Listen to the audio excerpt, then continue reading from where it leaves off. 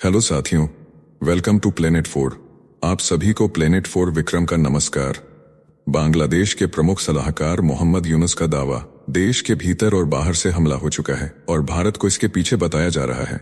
कहा गया है कि भारत एक दिन में बांग्लादेश खत्म करने की तैयारी में जुटा है और जब भारत अपने यहाँ से अवैध बांग्लादेशियों को वापस भेज रहा है तो बांग्लादेश की सेना आग बबूला हो गई है। धमकी दे डाली, सीमा पर मोर्चा संभालने के लिए सेना उतारी जा सकती है। इधर प्रधानमंत्री शेख हसीना ने भारत की जमीन से यूनुस पर सीधा हमला बोला देशद्रोही है ये आदमी। बांग्लादेश को अमेरिका और आतंकियों के हाथों बेच चुका है और उधर बांग्लादेश सरकार ने भारतीय मीडिया पर भी चौंकाने वाले बयान दिए हैं, जबकि सच्चाई यह है कि बांग्लादेशी कर्मचारी सड़कों पर उतर चुके हैं और यूनुस की सरकार के खिलाफ बगावत छिड़ चुकी है। यूनुस ने संविधान बदलने और अल्पसंख्यकों को निशाना न बनाने का ऐलान किया है और तभी अमेरिका को लेकर सेना ने चेतावनी दी, रेड लाइन पार मत करना। ह्यूमन राइट्स वॉच ने यूनुस की अंतरिम सरकार पर हमला बोला है, राजनीतिक विरोधियों को दबाने का आरोप लगाया है। इस बीच बांग्लादेश का सेना प्रमुख चीन के दौरे पर निकलने वाले हैं और वहां से घातक हथियार लाने की तैयारी है। यानी बांग्लादेश युद्ध के मुहाने पर खड़ा है और कई बार भारत के चिकन नेक को काटने की धमकी दे चुका है। अब बांग्लादेश भारत की कंपनियों को बाहर निकाल रहा है, पुराने समझौते रद्द हो रहे हैं या रिवाइज हो रहे हैं और अमेरिकी कंपनियों को रेड कारपेट दिया जा रहा है। एलन मस्क का स्टारलिंक अब बांग्लादेश में धमाका कर रहा है। आइए सब कुछ समझते हैं विस्तार से। देखिए, ढाका से एक चौंका देने वाला बयान आया है। बांग्लादेश के अंतरिम सरकार प्रमुख मोहम्मद यूनुस ने देश के हालात को युद्ध जैसी स्थिति बता दिया है। स्टेट गेस्ट हाउस जमुना में 20 राजनीतिक दलों के नेताओं से मुलाकात के बाद यूनुस ने कहा कि देश के अंदर और बाहर दोनों मोर्चों पर बांग्लादेश पर हमला हो रहा है।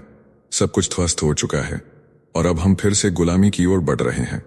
यूनुस ने साफ कहा कि अवामी लीग पर प्रतिबंध के बाद देश में अस्थिरता फैलाने की कोशिशें तेज हो गई हैं। उन्होंने लोगों से अपील की कि वे सरकार पर भरोसा बनाए रखें।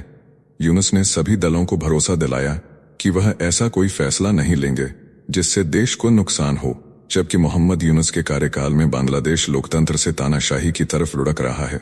विरोधियों को कुचला जा रहा है और भारत के खिलाफ जहर उगला जा रहा है, यहां तक कि भारत को तोड़ने तक की धमकियां दी जा रही हैं। लेकिन अब हालात बदल चुके हैं। मोदी जी ने जब पाकिस्तान का इलाज किया, अब ऐसा लग रहा है कि बारी बांग्लादेश की है। बांग्लादेश की सरकार की चीखें इस बात की गवाही दे रही हैं कि भारत ने अब चुप्पी नहीं, सीधा जवाब देने की नीति अपना ली है। सीमा पर कड़ा एक्शन, अवैध घुसपैठियों की वापसी और कूटनीतिक घेराबंदी। अब भारत पलटवार कर रहा है और बांग्लादेश रो रहा है। लेकिन बांग्लादेश की ओर से भारत पर सबसे बड़ा धमाका तब हुआ जब नागरिक ओइका के नेता महमूदुर रहमान मन्ना ने दावा किया कि यूनुस ने संकट के लिए भारत को जिम्मेदार ठहरा दिया है।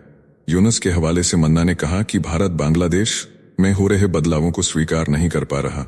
वह हर हाल में बांग्लादेश की स्वतंत्रता और नीतियों को कुचल देना चाहता है। यूनुस के अनुसार भारत की ओर से ऐसा दबाव बनाया जा रहा है कि बांग्लादेश को एक दिन में समाप्त किया जा सके। अब जब देश में लोकतंत्र, कानून और कूटनीति सबका संतुलन डगमगा रहा है, ऐसे में यूनुस का यह बयान आग में घी डालने जैसा है। जब अपना देश संभला नहीं तो भारत पर इल्जाम। यही है मोहम्मद यूनुस की बौखलाहट। अमेरिका ने आपके छात्रों को भड़काया, सड़कों पर दंगे भड़के, सैकड़ों लोग मारे गए, लेकिन आप चुप रहे क्योंकि आपकी सत्ता उन्हीं स्वादों से आई थी। जब आपको कुर्सी मिली तो जेल के अंदर से आतंकियों को रिहा करवा दिया गया और आपके करीबियों ने भारत को तोड़ने तक की बातें कह डाली। अब जब देश आपके हाथ से फिसल रहा है, सेना साथ नहीं, जनता विरोध में चुनाव कराने का दबाव बन रहा है, संविधान बदलने की साजिशें खुल चुकी हैं, तो बौखलाकर आपने भारत पर जहर उगलना शुरू कर दिया है। ये सब कुछ साबित करता है कि मोहम्मद यूनुस पूरी तरह से हताश और निराश हो चुके हैं। अब उनके पास ना नीति बची है, ना नैतिकता और ना ही जनसमर्थन। बांग्लादेश को एक अस्थिर, टूटा हुआ राष्ट्र बनाने की साजिश उन्हीं के हाथों से चल रही है। इसी बीच भारत की कार्रवाई से बांग्लादेश की धरती पर हलचल मच गई है। अवैध बांग्लादेशियों को बिना दस्तावेज भारत से जबरन लौटाए जाने पर अब बांग्लादेशी सेना ने कड़ी प्रतिक्रिया दी है। मिलिट्री ऑपरेशंस डायरेक्टोरेट के director brigadier general Nazim ud-Daula ने साफ कहा है कि यह धकेलना अस्वीकार्य है और अगर जरूरत पड़ी तो सेना दखल देने को तैयार है। आज बांग्लादेश हमारी सेना को और हमारी मातृभूमि को खुली चुनौती दे रहा है, लेकिन उसे याद रखना चाहिए, जिस पाकिस्तान ने तुझे 1971 में घुटनों पर ला दिया था, उसी पाकिस्तान को हमारी सेना ने हाल ही में धूल चटाई है, और उसी भारत ने तुझे बचाया था, तुम्हें आजादी दी थी। अगर तुम्हारी सेना तैयार है तो सुन लो, भारत की सेना सीना ठोक कर तैयार है, और एक दिन भी काफी होगा ये दिखाने के लिए कि भारत क्या कर सकता है। तुम्हारे यहां से लगातार घुसपैठिए भारत की सरहद पार कर रहे हैं। उन्हें जब भारत पकड़कर लौटाता है तो तुम धमकी देते हो कि सीमा पर सेना उतारोगे। उतारो सेना, देख लेंगे सरहद पर कौन कितना दम रखता है। तुम्हारा देश भारत की रहम और बलिदान पर खड़ा है। अगर भारत न होता तो बंगाली नस्ल को पाकिस्तान की सेना दशकों पहले मिटा चुकी होती, और आज वही बांग्लादेश भारत को धमकी देने की हिमाकत कर रहा है। इतिहास को मत भूलो, वरना इतिहास दोहराने में वक्त नहीं लगेगा।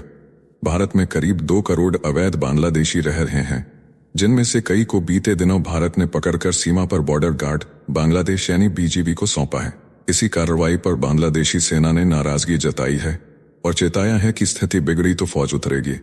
ढाका ने भारत की इस कार्रवाई को पुष्ण कहा है और कहा है कि अवैध भारतीयों को भी राजनयिक माध्यमों से वापस भेजा जाएगा। ब्रिगेडियर दौला ने यह भी कहा कि फिलहाल बीजीबी स्थिति को संभाल रहा है, लेकिन अगर सरकार आदेश देती है तो सेना कदम उठाएगी।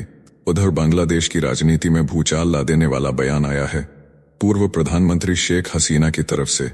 हसीना ने सीधे सीधे मोहम्मद यूनुस पर देशद्रोह का आरोप लगाया है। उन्होंने कहा कि यूनुस ने बांग्लादेश की कमान आतंकियों को सौंप दी है और देश को अमेरिका के हाथों बेचने की तैयारी कर ली है। हसीना ने अपने फेसबुक पोस्ट में दावा किया कि यूनुस ने जेलों में बंद प्रतिबंधित आतंकियों को रिहा कर दिया है। आज जेलें खाली हैं और देश की सत्ता उन हाथों में पहुंच चुकी है जिन पर बांग्लादेश के टुकड़े करने के आरोप हैं। इससे पहले अमेरिकी सैनिकों की एक टुकड़ी बांग्लादेश के कॉक्स बाजार में अभ्यास करती दिखी थी। अमेरिकी अधिकारियों और बांग्लादेशी सैन्य अफसरों की बैठक भी हुई थी, जिसने इस आग में घी का काम किया।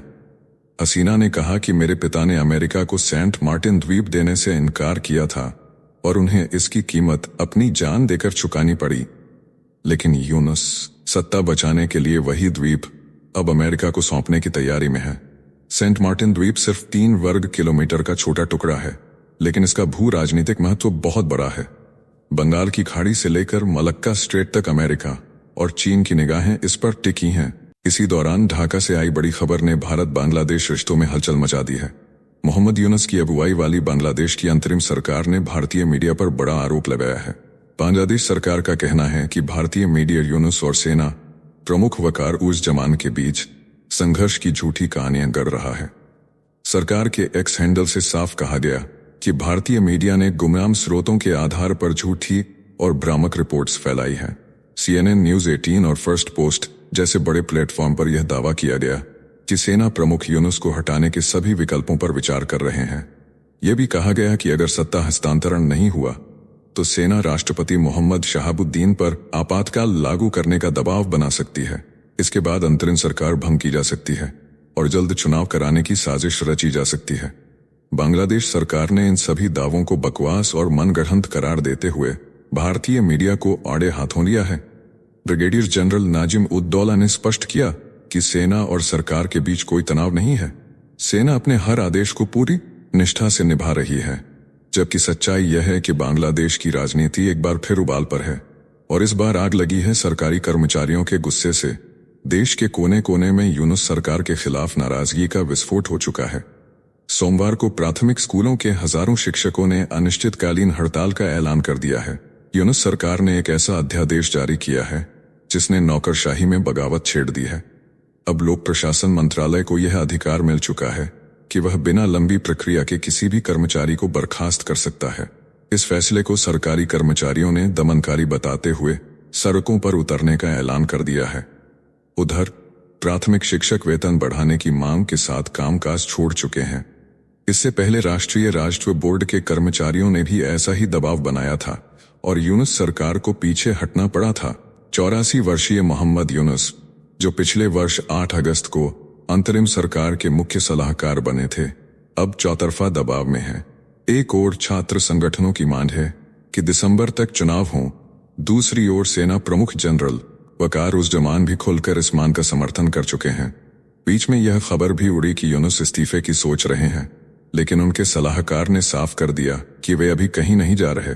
बढ़ते हुए दबाव को देखते हुए बांग्लादेश के अंतरिम सरकार प्रमुख मोहम्मद यूनुस ने साफ कर दिया है कि संविधान में अगर कोई संशोधन हुआ तो उसमें अल्पसंख्यकों और धार्मिक स्वतंत्रता की पूरी सुरक्षा की जाएगी। यूनुस ने कहा कि सरकार देश में सभी धर्मों के लोगों को बराबरी का अधिकार देने के लिए प्रतिबद्ध है। उन्होंने यह भी कहा कि धार्मिक सौहार्द और शांति बनाए रखना उनकी पहली प्राथमिकता है। इसी बीच बांग्लादेश की सेना ने मोहम्मद यूनुस को एक जोरदार धमकी दी है। ढाका कैंट से बांग्लादेश की सेना ने एक बड़ी घोषणा कर दी है। ब्रिगेडियर जनरल नाजिम उद दौला ने प्रेस कॉन्फ्रेंस में साफ कर दिया कि यूनुस सरकार के खिलाफ तख्तापलट की अटकलें बेबुनियाद हैं, लेकिन रखाइन कॉरिडोर को लेकर सेना पीछे नहीं हटेगी। सेना ने कहा कि राष्ट्रीय सुरक्षा से जुड़े मामलों पर अंतरिम सरकार के पास न नैतिक अधिकार है और न संवैधानिक। सेना प्रमुख वकारुज्जमान ने स्पष्ट कहा कि दिसंबर 2025 से आगे चुनाव टालने की इजाजत नहीं दी जाएगी। रखाइन कॉरिडोर को लेकर अंतरिम सरकार ने पहले अमेरिका के प्रस्ताव पर सहमति जताई थी, लेकिन सेना की कड़ी प्रतिक्रिया के बाद सरकार को यू टर्न लेना पड़ा। सेना ने इसे खूनी कॉरिडोर करार देते हुए चेतावनी दी कि बांग्लादेश की संप्रभुता से कोई समझौता नहीं होगा। इस बयान से साफ हो जाता है कि बांग्लादेश की सेना और सरकार में निश्चित रूप से मतभेद है, और जब यही सवाल भारतीय मीडिया उठा रही है तो इन्हें मिर्ची लग जाती है। बांग्लादेश पर दबाव बढ़ता जा रहा है। बांग्लादेश की राजनीति में मचे भूचाल के बीच अब अंतर्राष्ट्रीय मानवाधिकार संस्था ह्यूमन राइट्स वॉच ने मोहम्मद यूनुस की अंतरिम सरकार पर सीधा हमला बोला है। न्यूयॉर्क स्थित संस्था ने कहा है कि शेख हसीना की पार्टी अवामी लीग पर लगाया गया प्रतिबंध लोकतंत्र और मानवाधिकारों का सीधा अपमान है। 12 मई को यूनुस सरकार ने आतंकवाद निरोधक कानून में संशोधन कर रातों रात अवामी लीग को भंग कर दिया और निर्वाचन आयोग ने पार्टी का पंजीकरण रद्द कर दिया। अब पार्टी चुनाव लड़ने के लिए अयोग्य घोषित हो चुकी है। HRW ने इसे पूर्व सत्ता पक्ष और उसके समर्थकों के अधिकारों का दमन करार दिया है। उसने कहा कि सरकार जवाबदेही से बचने के लिए राजनीतिक बदले की आग में लोकतंत्र को जला रही है। इसी बीच अब खबर है कि सेना प्रमुख वकारुज्जमान जून के अंत में चीन की यात्रा पर जा रहे हैं। ये दौरा चीनी सेना के आधिकारिक निमंत्रण पर हो रहा है और इसका मकसद हथियारों की खरीदारी और रक्षा सहयोग को और गहरा करना है। बांग्लादेश के कई सैन्य निदेशालय इस दौरे को लेकर तैयारी में जुटे हैं। माना जा रहा है कि जनरल वकार चीन से HQ-17 सतह से हवा में मार करने वाली मिसाइल, FK-3 मध्यम दूरी की मिसाइल और JSG रडार सिस्टम खरीदने की योजना बना रहे हैं। बांग्लादेश पहले ही चीन से कई रक्षा तकनीकें हासिल कर चुका है। चीनी हथियारों के साथ अब बांग्लादेश ने अपनी आयुध फैक्ट्री और मशीन टूल्स इंडस्ट्री भी खड़ी कर ली है। इसमें चीन ने rifle, rocket launcher, MN pads और लाइट यूटिलिटी व्हीकल्स की तकनीक भी हस्तांतरित की है। यह वही चीन है जिसने पिछले साल बांग्लादेश के साथ गोल्डन फ्रेंडशिप नाम से पहला सैन्य अभ्यास किया था। अब जब यूनुस सरकार पहले ही अमेरिका से गलियारे पर डील कर सेना को चौंका चुकी है और फिर यू टर्न ले चुकी है, तब सेना प्रमुख का चीन दौरा भारत की रणनीतिक चिंता बढ़ाने वाला है। आज की हकीकत यह है कि बांग्लादेश एक गहरे जाल में फंस चुका है। एक ओर सेना प्रमुख चीन और रूस के चक्कर लगा रहे हैं, जहां से घातक हथियार और रणनीतिक समर्थन लेने की तैयारी हो रही है, तो वहीं दूसरी ओर अमेरिका की बड़ी बड़ी कंपनियां बांग्लादेश के भीतर घुसपैठ कर रही हैं, बिजनेस के नाम पर कब्जे की चाल चल रही है। रेड कारपेट बिछाकर अमेरिकी नेटवर्क पूरे देश में फैलाया जा रहा है। स्टारलिंक जैसे प्रोजेक्ट अब डिजिटल कंट्रोल की ताकत बनकर उतर चुके हैं। चीन बांग्लादेश को सैन्य जाल में फंसा रहा है, अमेरिका आर्थिक गुलामी का जाल बिछा रहा है, और इस बीच बांग्लादेश अपनी अस्मिता और स्वतंत्रता दोनों खोने की कगार पर खड़ा है। बांग्लादेश में एक नई क्रांति की शुरुआत हो चुकी है। कुछ दिन पहले देश के कोने कोने में आसमान से इंटरनेट पहुंचाने वाली इलॉन मस्क की कंपनी स्टारलिंक ने अपनी सेवा शुरू कर दी। अंतरिम सरकार के प्रमुख मोहम्मद यूनुस ने खुद इसकी घोषणा करते हुए देश को बधाई दी। यूनुस ने साफ कहा कि स्टारलिंक को राजनीति से दूर रखा जाएगा और भविष्य में चाहे जितना भी राजनीतिक संकट आए, इंटरनेट सेवा बंद नहीं होगी। पिछली हसीना सरकार के दौरान छात्रों के आंदोलन में इंटरनेट पर बैन लगा था। यूनुस ने उसी इतिहास को पलटने का दावा कर दिया है। स्टारलिंक के 2 पैकेज लॉन्च हुए हैं। पहला 6,000 टका यानी 4,203 रुपए और दूसरा 4,200 टका यानी 2,942 रुपए का है। इन पैकेज में 300 Mbps की स्पीड और 80 में डेटा मिलेगा। हालांकि सेटअप किट के लिए अलग से 37,000 रुपए देने होंगे। सैटेलाइट आधारित यह सेवा अब सुंदरबन जैसे दुर्गम इलाकों में भी बिना फाइबर या केबल के इंटरनेट देगी। जहां मोबाइल नेटवर्क फेल हो जाता है वहां भी स्टारलिंक काम करेगा। हालांकि बांग्लादेश के आम नागरिकों के लिए यह सुविधा महंगी है। जहां लोग 600 रुपए में महीने भर इंटरनेट चलाते थे, अब उन्हें 5 गुना खर्च करना होगा। लेकिन जिन इलाकों में इंटरनेट है ही नहीं, वहां यह सुविधा वरदान साबित हो सकती है।